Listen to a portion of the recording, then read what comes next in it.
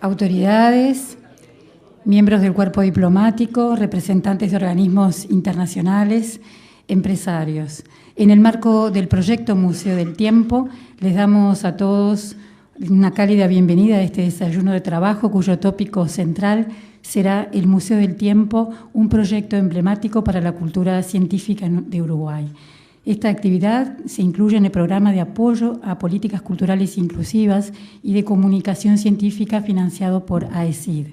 La presentación de esta mañana estará a cargo del señor Ministro de Educación y Cultura, Ricardo Ehrlich, y del científico y museógrafo catalán responsable de la elaboración de los contenidos del futuro museo, Jorge Wagenberg, y también contaremos con palabras del embajador de España, Roberto Varela Fariña.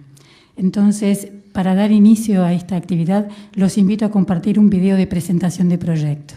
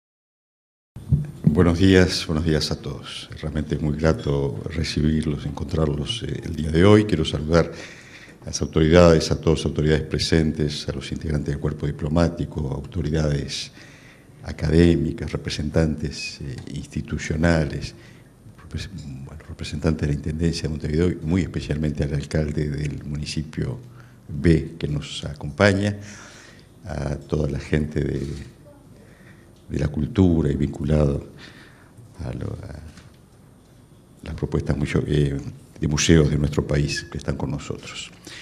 Es un día muy especial para todo el equipo que ha trabajado en el proyecto museo.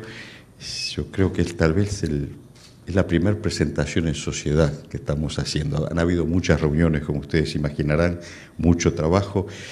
Debo saludar la presencia de Jorge Wagenberg, de Hernán Crespo, que han trabajado muchísimo con nosotros. Sin ellos el proyecto no hubiera podido tomar cuerpo, ¿verdad? y se han organizado muchas reuniones a lo largo de ya más de 2 años, pero esta es la presentación en sociedad, y en este desayuno hemos convocado para compartir con ustedes la propuesta y también para poder compartir con ustedes ideas y una mirada hacia el futuro. Y por un lado, hemos invitado a integrantes del cuerpo diplomático. Queremos saludar la presencia de varios embajadores, y ello se debe a algo muy especial. Sin duda,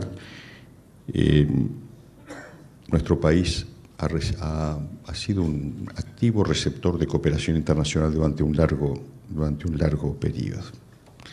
Hoy tenemos promedios en lo que son los ingresos, lo que es el Producto Bruto Interno, el PBI per cápita, que nos colocan muy por encima de lo que son los países receptores de cooperación y donaciones a nivel internacional.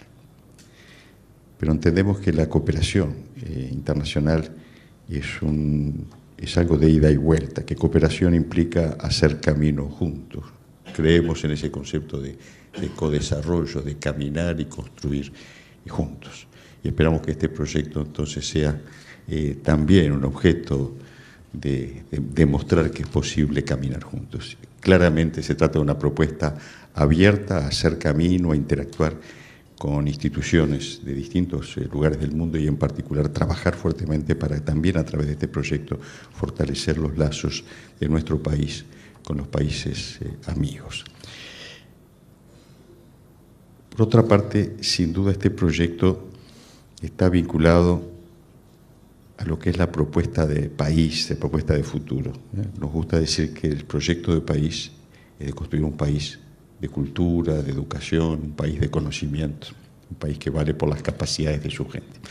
Esto no es muy original, yo no creo que ningún país no tenga como objetivo ser un país de conocimiento, no solo ahora, en todos los tiempos.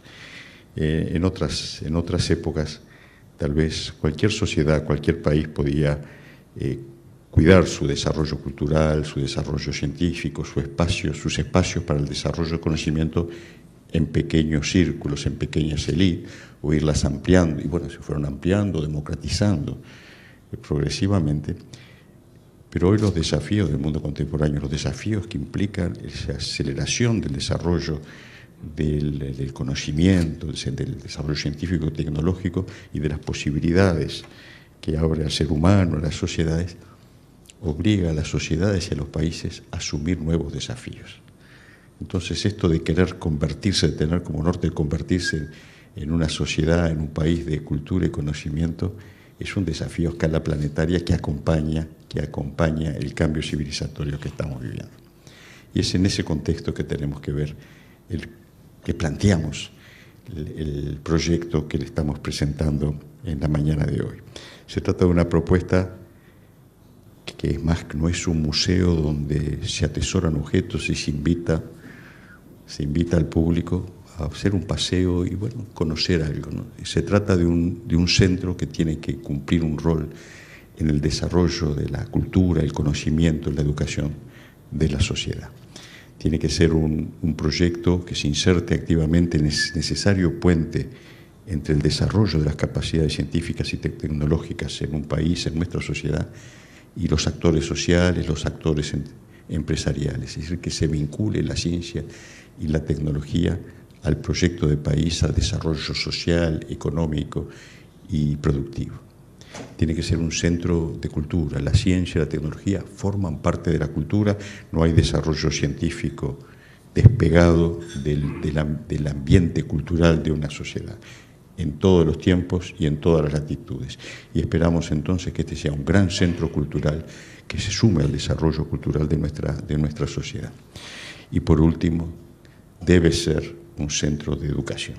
Tiene que ser un centro donde, a través de la ciencia, a través de lo que se propone, que lo vamos a compartir en breve a través de las palabras de Jorge Wagenberg, se pueda apoyar el desarrollo de la educación en ciencias, pero también el atraer vocaciones hacia las disciplinas científicas y tecnológicas, es decir, la formación para la ciencia, gran desafío en las sociedades contemporáneas.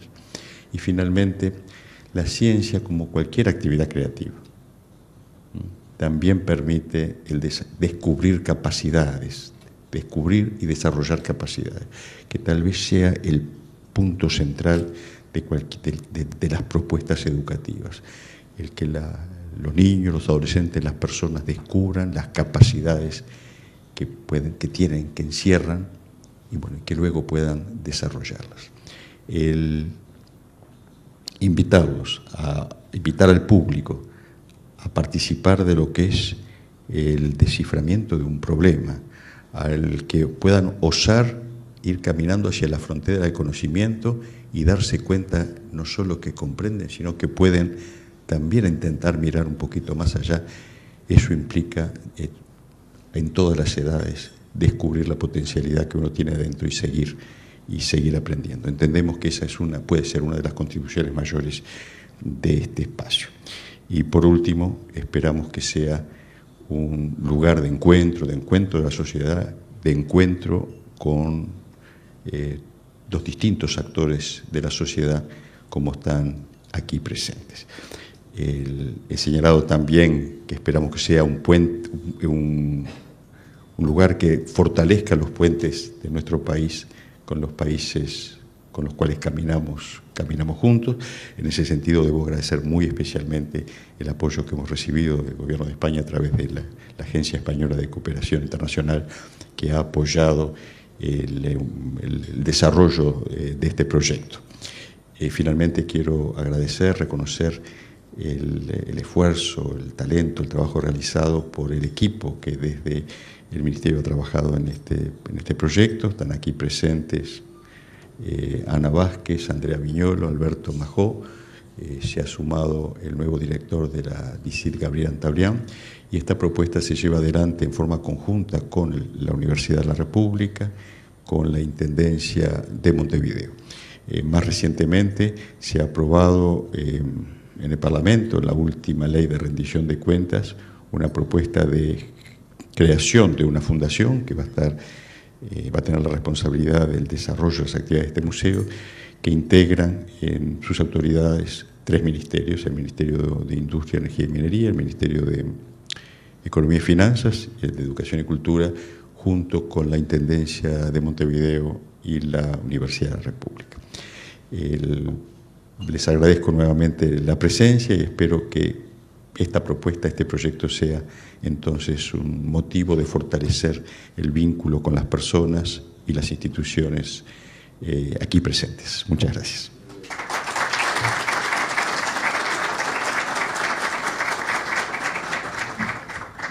Bueno, y tal como habíamos anunciado, vamos a compartir ahora las palabras por parte del señor embajador de España y luego tendremos la presentación a cargo de Jorge Wagenberg.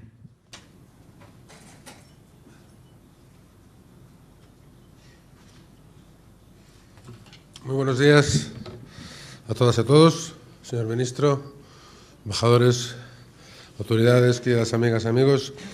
No deja de tener una cierta ironía, en el sentido positivo de la palabra, que hace 2 años aproximadamente, cuando yo era ministro regional de Cultura, tuve la oportunidad de mostrarle un proyecto muy ambicioso al entonces intendente de Montevideo. Y yo lo hice con todo el entusiasmo del mundo, convenciéndole de que aquello era maravilloso. Espero que lo haya conseguido. Ese intendente es ahora ministro de Cultura, yo soy el embajador aquí. Entonces, en aquellos momentos, ni mis sueños más salvajes podía imaginarme que acabaríamos aquí los dos, esta vez presentándonos él un proyecto tan ambicioso como es este centro relacionado con el tiempo, relacionado con la historia, relacionado con la ciencia. Para nosotros es un orgullo participar, por supuesto, una vez más en un proyecto de estas características, para nosotros, para España, para nuestro país, y además acompañar al gobierno uruguayo en esta iniciativa que busca precisamente lo que es la difusión de la ciencia para todos, para que todos los uruguayos, los extranjeros, todos los que visiten Montevideo tengan la capacidad de conocer mejor el entorno para conocer mejor nuestro pasado, conocer mejor nuestro presente, conocer mejor las condiciones físicas y geográficas en las que vivimos, porque conocer todo eso significa conocernos mejor a nosotros mismos, y conocernos a nosotros mismos significa convertirnos en mejores personas necesariamente. Agradezco la oportunidad, repito, que nos ha dado para participar a través del programa de políticas inclusivas de comunicación científica de la Agencia Española de Cooperación Internacional, aquí representada por el director del OTC, Manuel de la Iglesia, y ejecutado por el Ministerio de Educación y Cultura. Deseo que este museo pueda ofrecer a toda la población a la que va dirigido, especialmente a aquellos grupos que tienen mayor dificultad para el acceso a la cultura y al conocimiento, el contacto directo con la investigación y la ciencia, que a través, además de su disfrute, se pueda incentivar en la participación en distintas actividades científicas. No voy a repetir lo privilegiada que es la situación de este futuro museo. Habrá un motivo más para pasear por la Rambla. Si ya no fueran suficientes los que hay ahora, habrá un motivo más. Deseo firmemente tener la suerte de estar aquí el día de su inauguración, señor ministro, y quiero desearles que tenga muchísimo éxito este proyecto, que se haga lo antes posible y que sea muy beneficioso para todos los uruguayos y para todas las personas que tengan el privilegio de visitar alguna vez esta maravillosa ciudad que es Montevideo. Muchas gracias.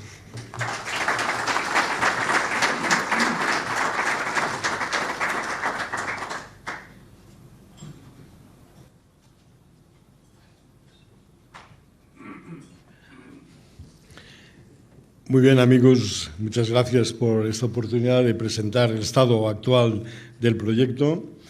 Me voy a apoyar en las palabras del ministro, porque la verdad es que una apuesta de largo colabora a que el proceso se vaya haciendo cada vez más irreversible. Yo soy profesor de la teoría de procesos irreversibles en física y mi máxima ilusión es que este proyecto sea cada vez más irreversible. La verdad es que es un proyecto ilusionante en muchos aspectos y voy a partir de cuál será el papel de este museo en la sociedad actual, ¿no? Buena parte de las cosas que voy a decir es en qué se distingue este museo de todos los museos que se han hecho hasta ahora. Y justamente el primer punto se refiere al papel que tiene dentro de la sociedad, porque en relación a la ciencia hay 4 sectores sociales importantes. Uno es la comunidad científica, que es donde la ciencia se crea, se produce, se imagina, como son universidades, centros de investigaciones, etcétera. Luego está el sector productivo, que es el sector de las empresas, el sector de servicios. Justamente la conexión más o menos buena entre el sector productivo y el sector creativo es lo que triunfa en las épocas estelares de la creatividad de una sociedad y es lo que falla cuando las cosas no van bien. Y además hay otros 2 sectores, como es el educativo, el cultural, donde se seduce a nuevos científicos, y el sector administrativo, que es el que gestiona todo. Bueno, en una sociedad moderna tiene que haber un espacio común en la que estos 4 actores, científicos, productores, administradores, gestores, comunicadores, se encuentren de una manera espontánea y natural. Y por la experiencia que tenemos, solamente en equipamientos de este estilo esto va a ocurrir. El Museo del Tiempo tendrá esa originalidad, de alguna manera vertebrará los centros de cultura científica que ya existen actualmente, incluso los otros museos, y tendrá un valor añadido que es un doble valor, ¿no? Para el uruguayo, que estará orgulloso de que este no será un museo cualquiera. La ciencia es universal, pero los ejemplos son particulares y locales, y como se va a ver inmediatamente, muchos de los buenos ejemplos se van a tomar de la historia y de la cultura uruguaya. Digo esto porque cuando viene un forastero, un turista a visitar una nación, un buen museo no debe ser un clon del que tiene ya en su casa, ¿no? Alguien que venga de Barcelona, de San Francisco, ¿para qué vendría a visitar el Museo del Tiempo si el Museo del Tiempo es clónico con el museo que ya tiene en su casa? Al contrario, el visitante lo que quiere, lo que podrá hacer con este museo es ver con ojo científico ahí donde está yendo. Bueno, de alguna manera salió estos días la frase de que con este museo también pretendemos parar los barcos que pasan por aquí delante y que a lo mejor en vez de quedarse 0 días se quede en 1 o en vez de quedarse 1 se quede en 2 o se quede en 3 y forme parte de una visita del país más suculenta, ¿no? Bueno, también tiene mucha razón el ministro cuando hablamos de que hay una museología nueva, tanto por el contenido como por la forma de mostrarlo. Por el contenido porque es vocacionalmente interdisciplinaria. La interdisciplinariedad es algo que todo el mundo está de acuerdo. Como declaración de intenciones, todo el mundo, nadie tiene inconveniente en declararla, pero a la hora de practicar la interdisciplinaridad, pues la cosa es muy diferente, ¿no? De hecho, los grandes museos son o museos de física, o museos de biología, o museos de historia natural, o museos de arqueología, o museos de historia. Este va a ser un museo que va a integrar, va a ser auténticamente interdisciplinario. Tenemos un lema y es que la naturaleza no es responsable, no tiene la culpa de los planes de estudio que se siguen en escuelas y en universidades. Y de alguna forma, aprovechando que esto se basa en la realidad, pues se va a hacer de una forma muy natural. Por ejemplo, para comprender cómo nada un pez, bueno, hay que saber naturalmente hidrostática, el principio de Arquímedes, hay que saber hidrodinámica, cómo se mueve un sólido en un líquido, hay que saber anatomía, hay que saber fisiología, hay que saber etología.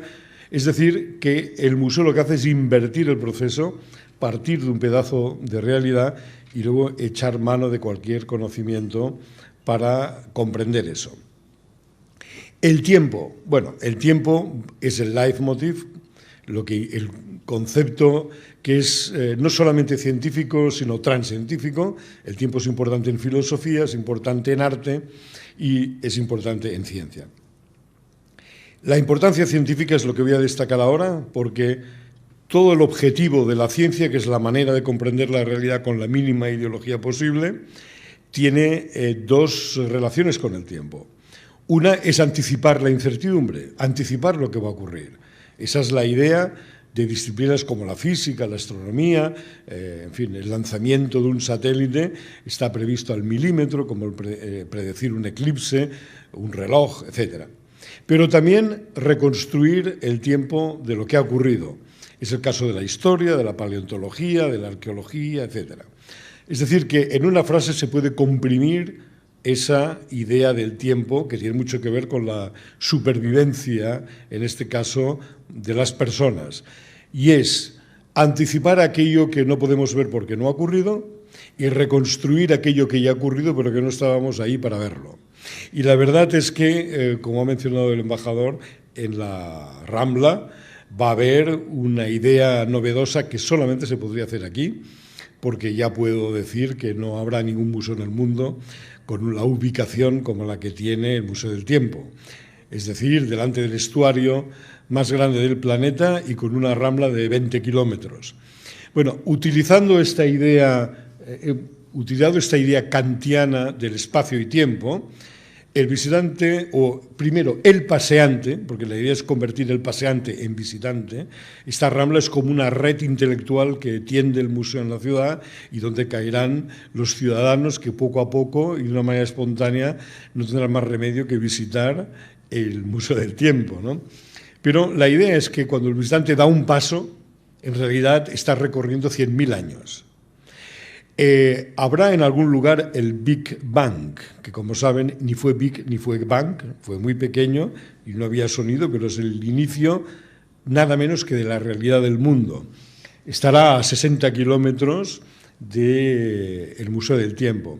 Pero llega un momento que uno entrará en la Rambla y en la Rambla sobre todo se van a representar los últimos 500 millones de años. desde los primeros seres multicelulares como las medusas hasta el Homo sapiens que está en la entrada del museo. Vamos a hacer una convocatoria, en este caso, para hacer metáforas de esas grandes efemérides. Pero es importante decir que esas efemérides no son efemérides cualquiera, son efemérides trascendentes, en el sentido de que un instante antes es radicalmente diferente a un instante después, justamente por la singularidad que se provoca con esa efemérides. Por ejemplo, estará en algún momento, no estarán los dinosaurios, y no estarán como están en un parque temático, como pueden estar en un parque temático, fascinando y asustando al mismo tiempo, sino que estará la pelvis, que es una aportación importante en la evolución biológica, ¿no? Antes de la pelvis, pues los andares de los animales terrestres eran pues muy grotescos, ¿no? Un cocodrilo cuando mueve una pata, en realidad tiene que mover todo el cuerpo y por eso tiene ese andar tan torpe, no ha inventado todavía la pelvis. El dinosaurio inventó este movimiento. Los dinosaurios van a estar aquí, los cocodrilos sí, pero ese movimiento, gracias a ese movimiento, vuelan los pájaros, es decir, que ha tenido una gran trascendencia. Aquí nos gusta mucho decir el chiste que también el hombre, porque Elvis no sería nadie sin la pelvis, y la pelvis aportada en realidad por los dinosaurios, ¿no? Es decir, que esto va a crear una memoria colectiva que acabará con los diferentes análisis del tiempo, porque el primer ámbito que hay en el museo se referirá a la medida del tiempo y habrá toda clase de relojes, desde el reloj mecánico al reloj astronómico, reloj solar, reloj terrestre, las diferentes maneras de medir el tiempo. Aquí tenemos, por ejemplo, el péndulo de Foucault, que funciona justamente según la latitud del lugar. Y cada vez que el plano del péndulo gira, pues tumba una varilla, es decir, que el ritmo de la rotación de la Tierra queda reflejado precisamente en el péndulo de Foucault. Hablaremos del tiempo físico, que es el tiempo de los astros, el tiempo de los relojes, el tiempo exterior. El tiempo termodinámico, que es el tiempo irreversible, el tiempo que va pero no regresa, ¿no? Una carambola de billar la podemos filmar al revés y nadie se sorprende de ver una carambola en sentido inverso. Pero bueno, ver un ser vivo que sale de la piscina y se queda seco en un trampolín, eso es algo que nos sorprende porque no es la evolución normal de las cosas. La vida tiene una dirección que va del pasado hacia el futuro. Lo vamos a representar también. Vamos a hablar del tiempo fisiológico y aquí ya usando ejemplos uruguayos e introduciendo polémica. Esto yo creo que es importante. Ayer que nos reunimos con la Academia de Ciencias, vamos a hacer algo que los museos en general no hacen, que es introducir la polémica, introducir la especulación científica, introducir la pregunta más que la respuesta. Hay un aforismo importante que vamos a poner aquí en algún lugar de que cambiar de respuesta es evolución, pero cambiar de pregunta es reevolución. Y la ciencia avanza justamente no cuando se cambia de la respuesta, sino cuando se cambia la pregunta, justamente. Bueno, ese tiempo fisiológico se representará, pues, por ejemplo, con el ritmo cardíaco de una musaraña o de un colibrí, que es un animal pequeño que va a un ritmo de 1000 latidos por minuto, comparado con el de un elefante, un megaterio o una ballena que puede ir a 20 o a 40 pulsaciones por minuto. Unos viven 100 años si les dejan, otros viven un año, pero en pulsos cardíacos viven lo mismo. Es decir, que no creo que una musaraña considere que su vida es injustamente breve, porque su corazón va en realidad mucho más rápido, ¿no? Pero es interesante porque esto plantea polémica. Ahora diré cuál es la polémica. Pero los museos en general ofrecen la ciencia que está totalmente terminada y acabada y que ya no presenta dudas. Bueno, esto no es muy ilusionador para lo que decía el ministro, que era crear nuevas vocaciones científicas, que es algo que es una parte de la crisis que vivimos actualmente. Claro, si a un adolescente que llega al museo le dices Llegas tarde porque la ciencia ya está acabada. Ahora, si quieres darte una vuelta, pues tú mismo, pero no contamos contigo. Esto realmente no es algo que estimule demasiado al visitante, ¿no? Nosotros algo hicimos ya en Barcelona cuando estuve 6 años para buscar una pieza solamente para poner debajo "no tenemos ni idea de lo que es esto". Claro, cuando un visitante en un museo y lee esto, entonces se queda realmente chocado. ¿Cómo que no tenemos ni idea? Empieza a hacer preguntas y queda enganchado sin darse cuenta en el proceso de la adquisición de nuevo conocimiento.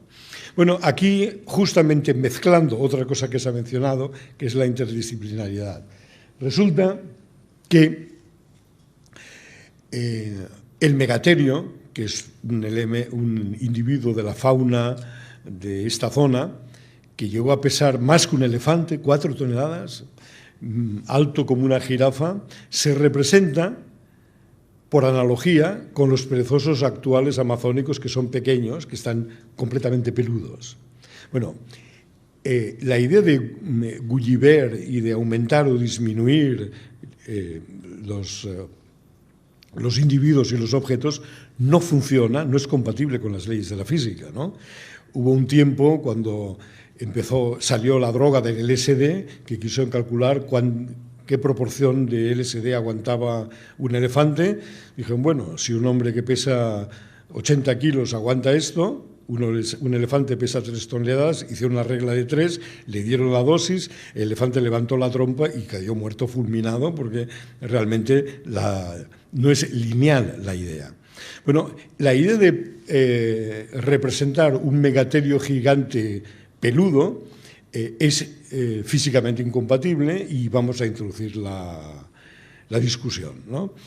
El volumen de un animal crece con el cubo de la distancia, la superficie crece con el cuadrado de la distancia, por lo tanto la relación volumen-superficie, a medida que uno se hace grande, empieza a tener dificultades para hacer emigrar al exterior la energía degradada, el calor que se produce por todo el metabolismo interior. O sea que un megaterio cubierto de pelo en estas latitudes, nos falta afinar un poco las características del clima, haría que el megaterio se cocería en su propia salsa. No puede ser, ¿no? Toda la historia se la ha representado peludo y el Museo del Tiempo lo va a presentar peladito, desnudito, rosadito, como seguramente debía ser. Por la misma razón, no existen hipopótamos peludos ni existen elefantes peludos. Bueno, existían en Siberia, donde la temperatura era realmente importante. Yo creo que esta es una mezcla preciosa, un buen mensaje para el visitante, pensando que hace falta la termodinámica hasta para comprender cómo funciona un individuo vivo. Aparte de otra originalidad importante del Museo del Tiempo va a ser que en los museos antiguos solo había piezas en vitrinas. La vitrina es un artefacto perverso que se inventaron los museólogos del siglo XVIII, porque de nuestro sensorium, que tiene 5 sentidos, solo dejaba pasar la vista, ¿no? Y la idea era no tocar. De ahí se pasó, a finales de los años 70, en el prohibido no tocar, porque ya no hubo objetos, sino que solo había fenómenos. Pero claro, es la otra mitad de la realidad. Tan absurdo es poner solo objetos como poner solo fenómenos. El Museo del Tiempo va a integrar objetos y fenómenos en mutua relación y va a añadir otro elemento que no existe todavía plenamente integrado en los museos, como es la metáfora. ¿Qué es la metáfora? Bueno, aquí tenemos un ejemplo que estaba hace un momento aquí. Resulta que nuestra percepción, aunque admitamos que vamos a usar los 5 sentidos, tiene un gran problema, y es que es muy estrecha respecto de lo que ocurre en la realidad. Casi todo lo que hay en la realidad o está demasiado cerca, o está demasiado lejos, o es demasiado grande, o es demasiado pequeño, o es demasiado lento, o es demasiado rápido, o es demasiado opaco para que lo veamos. Claro, esto plantea un problema museográfico si queremos usar la realidad para estimular al conocimiento científico. Entonces inventamos la metáfora. La metáfora es usar el objeto y el fenómeno para hacer visible algo que es invisible. Bueno, hacer visible, por ejemplo, nadie sabe cómo revienta una pompa de jabón porque es tan instantáneo que no vemos el proceso. Bueno, vamos a lentificar y descomponer y ralentizar un fenómeno rápido. También vamos a acelerar fenómenos lentos, como puede ser el crecimiento de una planta o el objeto. Pero hemos inventado una metáfora muy sugerente para lo que es invisible por pequeño, como es el aire que hay en esta habitación. Tenemos una sensación de temperatura en nuestra piel que depende del número de colisiones de las moléculas de aire contra nuestra piel, pero no vemos el aire. ¿Cómo representamos en un museo la ley de los gases, el producto de la presión por volumen es constante, si resulta que no podemos ver las moléculas?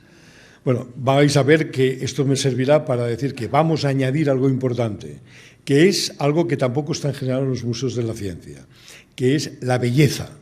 Esto es algo que siempre me ha indignado un poco, porque los museos de arte están bien diseñados, tienen una gran belleza, y los museos de la ciencia en general, ahora que estamos solos, diré que son bastante feos, ¿no? O infantiles.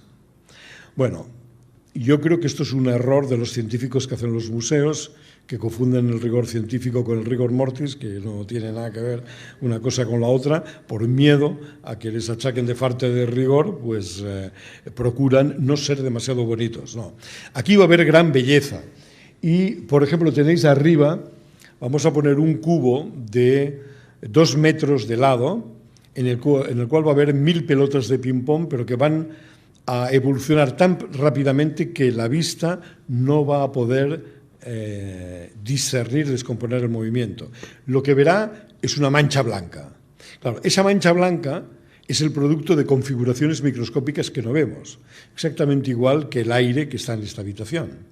Pero luego, iluminando con una luz estroboscópica, el visitante, bueno, acabará cayendo de rodillas y llorando de emoción porque podrá ver las trayectorias, como veis aquí, o incluso parar la configuración y ver las moléculas clavadas en el espacio. Y de repente queremos provocar la comprensión súbita, el eureka, en realidad, de Arquímedes, que es, bueno, ¿cómo es posible que haya un equilibrio termodinámico y solo uno?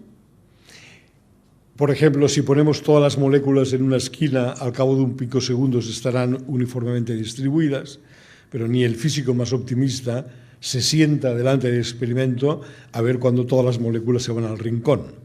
Una cosa tiene una probabilidad entre trillones de probabilidad y la otra es una probabilidad que tiende a la unidad. Bueno, así, como veis, aquí hasta el segundo principio de la termodinámica se puede explicar. Yo creo que es un buen ejemplo de lo que es la metáfora.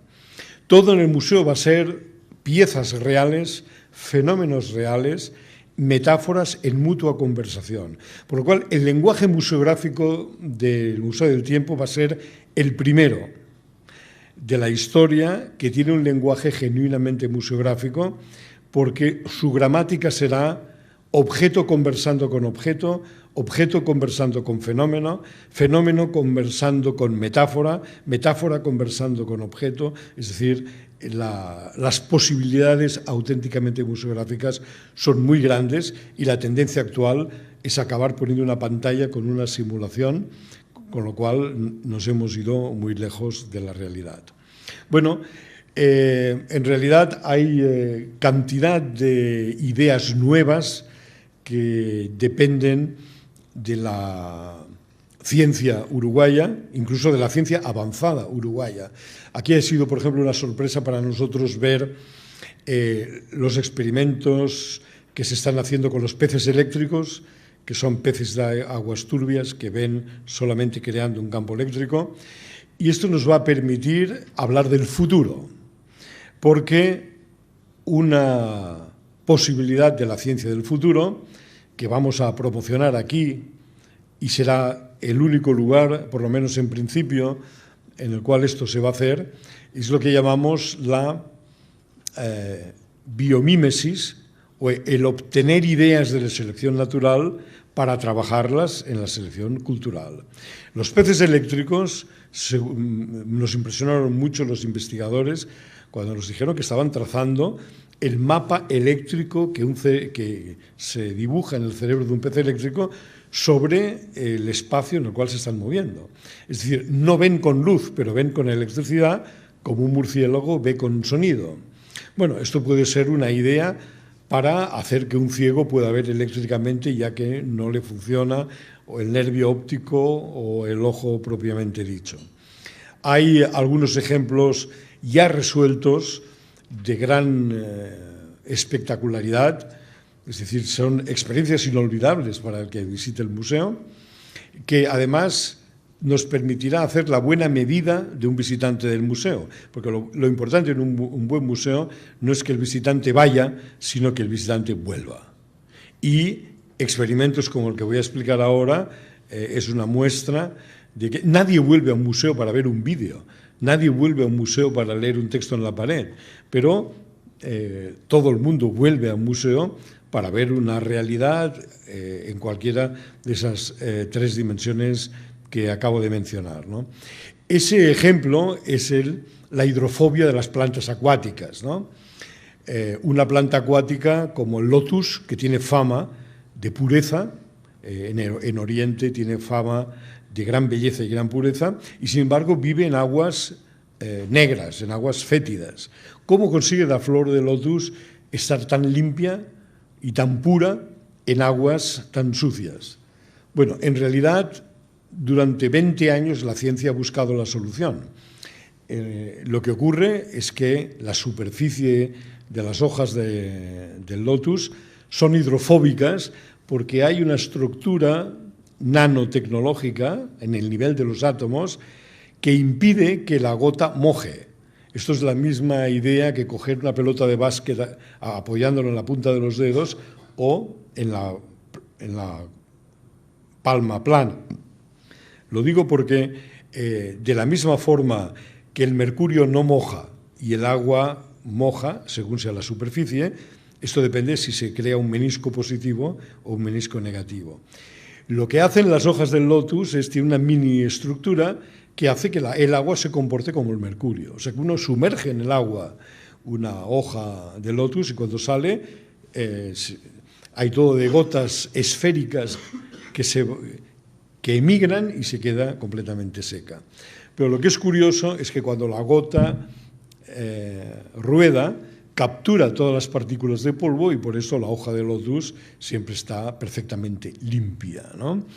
Por eso las mariposas siempre están limpias y están brillantes y los escarabajos siempre están polvorientos y siempre están sucios, ¿no? Bueno, la idea era, hombre, ¿no será interesante que por selección cultural podamos descubrir cómo se lo hacen la flor de lotus para ser hidrófoba? Porque si conseguimos una pintura hidrófoba, pues podemos pintar las fachadas de los edificios con esta pintura y nos ahorramos $1 millón al año en alpinistas limpiando la fachada y desde luego desanimará a cualquier grafitero que intentará pintar algo y se convertirá en bolitas rojas o negras que bajarán y no se adherirán a la pared. Eso ya existe, es el efecto lotus. Bueno, habrá muchos ejemplos como este. Hay el de los termiteros, por ejemplo. Voy a hacer una pequeña crítica a Montevideo, pero que no es a Montevideo, sino que es un paisaje universal de cualquier ciudad del mundo, ¿no? La fachada de los edificios con un aire acondicionado en cada ventana, ¿no? En la Plaza de la Independencia se puede ver esto, se puede ver en nuestro hotel, se puede ver en cualquier ciudad del mundo. Esto significa un gasto importante de electricidad, por lo tanto de combustible, con emisiones adicionales a la atmósfera para mantener la temperatura de un edificio.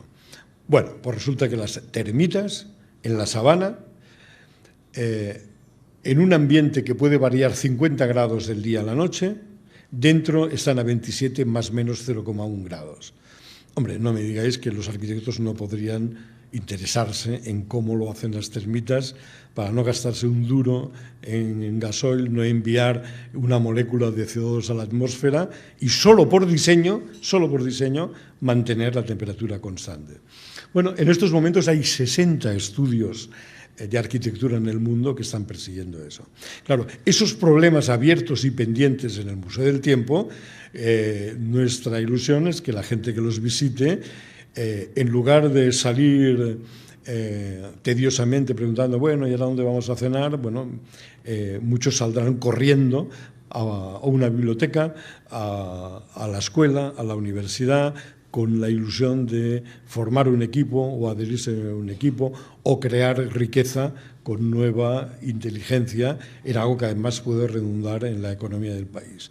Es decir, que la inversión en un museo de la ciencia de estas características es una inversión altamente rentable económicamente desde este punto de vista. No en cuanto se va a recuperar con las entradas, pero sí en el sentido de que es un motor de la economía del país, no solamente en el aspecto turístico, como hemos dicho antes, sino en estimular a las personas a la inventiva, a crear cosas que luego se pueden traducir en la economía. Bueno, hay, por ejemplo, el marcapasos es un invento uruguayo y vamos a poner también en la biomimética un ejemplo nuevo que hay de sacar ideas nuevas del marcapaso desde el corazón de la ballena, etc. En definitiva, el Museo del Tiempo va a ser un lugar de gran belleza, un lugar en el que yo creo que el 100% de los estudiantes no solamente debe visitarlo, porque visitar significa verlo una vez, sino que debe usarlo. Este tipo de museos tiene otra idea nueva, y es que no están hechos para visitar, sino que están hechos para usar.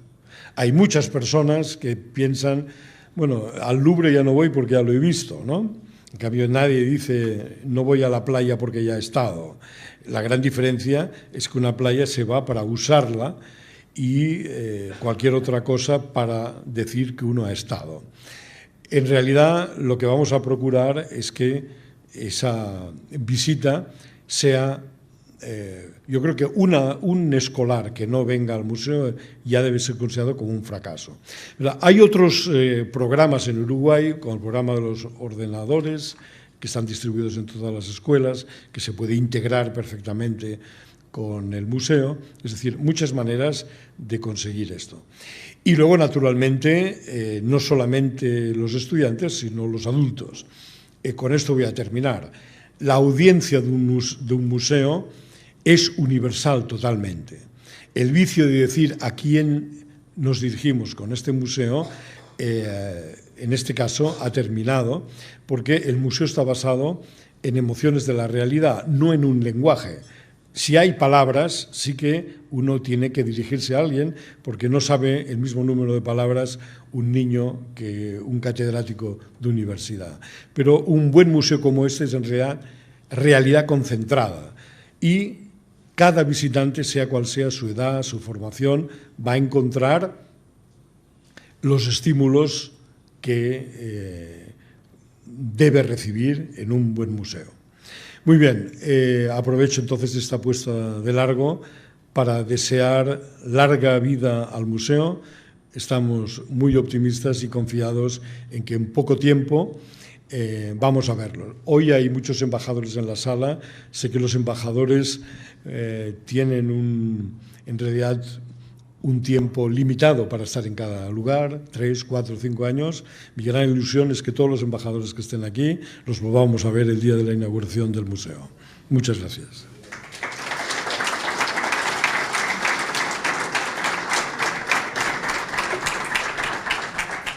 Si están de acuerdo y les parece, abrimos un espacio de preguntas, si hay preguntas, sugerencias.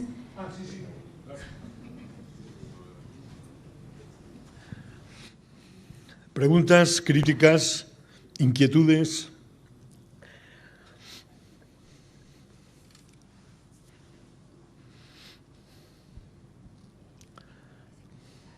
Sí, buen día.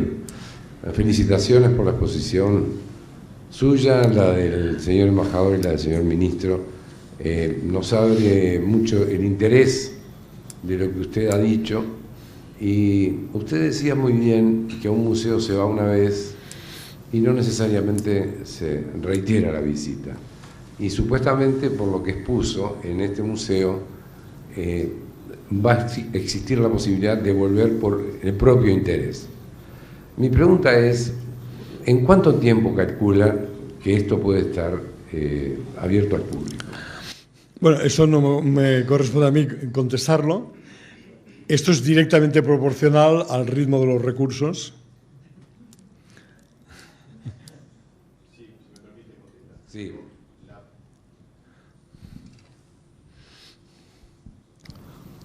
El proyecto arquitectónico, de gestión, desarrollo de toda la propuesta museográfica, permitirían que una vez que se inicie el proceso se complete en 18 meses.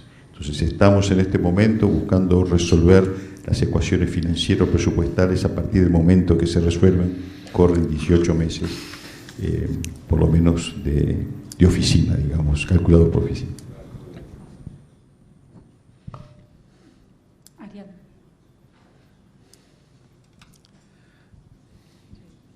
Buenos días, soy Ariadna Islas, directora del Museo Histórico Nacional, dependiente del MEC. Y bueno, en realidad yo tengo dos inquietudes diferentes. Una es cómo va a ser arquitectónicamente el montaje del Museo del Tiempo y si de eso hay algún proyecto visual posible. En segundo lugar, mi inquietud es pensar en los segmentos de público de los distintos museos y por qué a los que se dirigen las propuestas de los distintos museos y por qué insistentemente el Museo del Tiempo se opone como un museo diferente y de innovación con respecto a otros museos que en realidad pueden dirigirse a segmentos de público que están interesados en otros aspectos de la cultura y en otros aspectos del conocimiento y que por lo tanto su propuesta es diferente. Bueno, sí. Contesto esas dos. Contesto primero a estas dos. Le digo que soy de los que vuelven al Louvre varias veces. Bueno, bien hecho. Y que tengo nostalgia de volver sistemáticamente. Bueno, usted es una buena visitante de museos. Empezaré por la segunda pregunta. Un museo innovador nunca es una ofensa a un museo anterior, porque si no, no progresaríamos solo por no ofender a las demás instituciones. Esto es al contrario, es decir, el Museo del Tiempo innova, pero su objetivo no es sustituir o omitir a museos que tienen otra filosofía, otra concepción, sino al contrario. Hay una idea muy clara en la competencia entre museos que no se parecen nada a la competencia de otro tipo, ¿no? Por ejemplo, el que se compra un Rolls Royce a lo mejor no se compra un Mercedes, porque hay una competencia entre ellos. Pero, bueno, digamos mejor un BMW y un Mercedes, ¿no? Pero los museos no son así. Al revés, un museo, si un visitante va a un museo y lo disfruta, al salir lo que hace es buscar otro museo donde ir. Uno no deja de visitar un museo por visitar otro. Pero no solamente esto, sino que el Museo de la Ciencia, por guión, está hecho de manera que estimulará la visita de todos los otros museos existentes en Uruguay. Por ejemplo, el Museo de Historia Natural, que va a ser muy próximo, habrá referencias continuas, ¿no? Y la idea es no solamente eso, sino que, nuestra idea es que la visita, el simple conocimiento de la existencia de otros museos estará ya presente en el Museo del Tiempo. Por eso he dicho al principio que el Museo del Tiempo es una manera de vertebrar la oferta museística que hay en Uruguay. Hay un museo interactivo en el que habrá unos experimentos que nosotros no vamos a hacer ni lo mismo, ni mejor, ni peor, sino que, en todo caso, los remitiremos a ellos para completar la visita, ¿no? Esto con respecto a la idea de la innovación. Quiero decir que esta innovación que he explicado aquí no es solo respecto de los museos uruguayos, sino que es yo creo que se va a convertir bastante en una referencia en todo el mundo, en el sentido de que, como ocurrió con el Museo en Barcelona, luego hay otros museos. Ha habido museos que han creado un antes y un después, ¿no? La interactividad, que hoy hablamos de la interactividad, el hands-on, En realidad no empieza en el Museo de Boston ni en el Museo de Exploratorium de San Francisco, sino que empezó en el Palais de la Découverte y en el Deutsches Museum en los años 20, pero no trascendió. El mérito de los americanos es que en los años 60 hicieron de eso un boom, ¿no? En ciencia no es solamente importante tener la idea, es importante darse cuenta de que la idea es trascendente y, en tercer lugar, hay que convencer a los demás de que eso es una buena idea.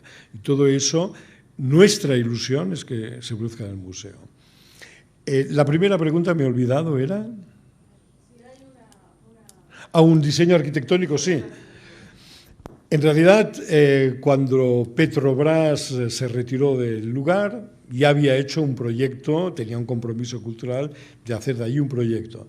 Y por razones económicas y porque el proyecto que se hizo en la época de Petrobras era un buen proyecto arquitectónico en cuanto a los aspectos generales, ese lo vamos a conservar, pero con variaciones importantes, porque ahí dentro no va a haber simplemente un centro cultural, sino un museo moderno. En efecto, ahora tenemos ya algo más que un programa museográfico, es decir, planos de cómo debería ser, y los que son Lorente y Giordano fueron los dos arquitectos que hicieron el primer proyecto. Hoy hemos tenido en cada viaje entrevistas con ellos, porque la verdad es que en general hay otro vicio, y es que los arquitectos hacen el museo, se van y luego viene el pobre museógrafo y tiene que poner un museo dentro. Normalmente el que diseña el continente ha de conversar con el que diseña el contenido desde el principio, y esto va a ocurrir en este museo, ¿no? Hemos interaccionado dura y continuamente con ellos. Y la verdad es que estamos muy contentos porque, solo te diré una característica del diseño nuevo, va a ser el primer museo también que no se va a medir en metros cuadrados, sino en metros cúbicos. Vamos a utilizar la tercera dimensión como elemento museográfico. Por ejemplo, cuando uno ve un animal grande a cota cero, al dar una vuelta luego se lo encuentra a nivel medio, a nivel superior, queda integrado en un gran mural en el cual lo sitúa en el tiempo. Es decir, el diseño, la museografía de este museo no se podría hacer en cualquier caja, en cualquier local. Es decir, el diseño arquitectónico está adaptado al contenido.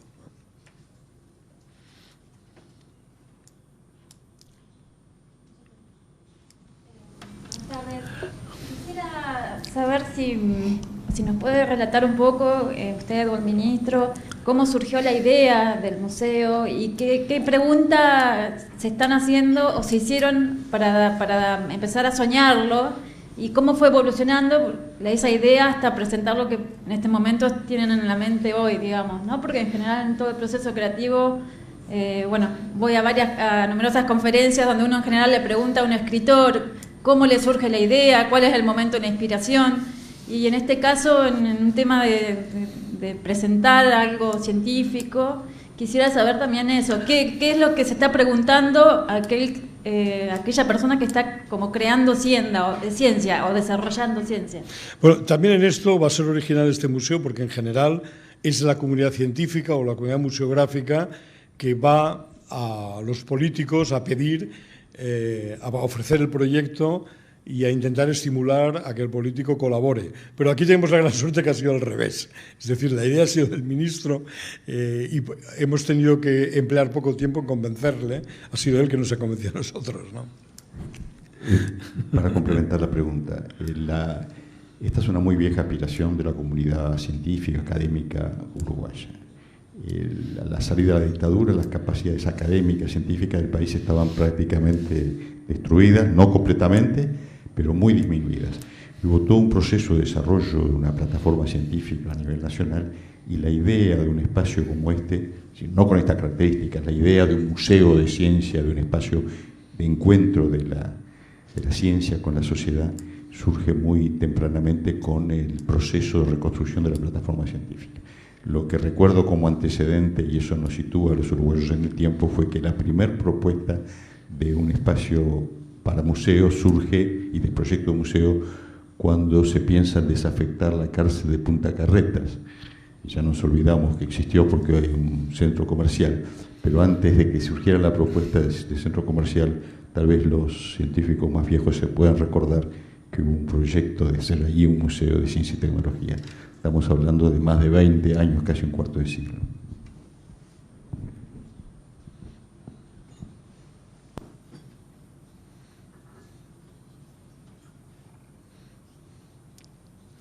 Pues nos vemos como mínimo en la inauguración, pero supongo que antes.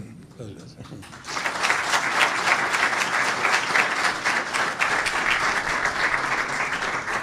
Bueno, damos entonces por finalizada esta actividad. Agradecemos la presencia de todos ustedes. Muchísimas gracias.